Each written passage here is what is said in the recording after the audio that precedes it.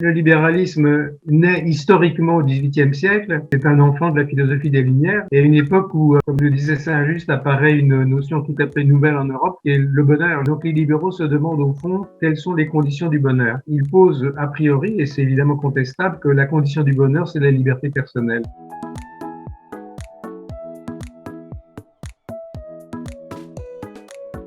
Le libéralisme est toujours expérimental, car dans cette recherche de la liberté personnelle, on se demande qu'est-ce qui marche et qu'est-ce qui ne marche pas. On peut croire en une religion, on peut croire en une idéologie, mais on ne peut pas croire au libéralisme. On peut y adhérer pour des raisons rationnelles et objectives.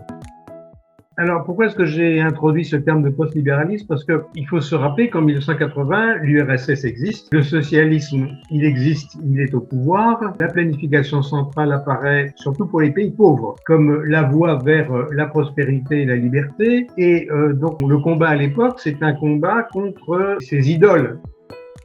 Le combat de l'époque, c'est un combat politique et économique que nous avons gagné. L'économie de marché, la notion de constitution, qui est la clé de la démocratie libérale, l'esprit d'entreprise sont devenus, je dirais, les fondements de la société nouvelle. Et en même temps, nous sommes obligés de constater un certain nombre d'insatisfactions et nous n'avons pas répondu jusqu'ici de manière claire à l'exigence d'unité, l'exigence de justice sociale, au désir d'identification à une communauté. On n'a pas répondu à ce débat sur le réchauffement climatique.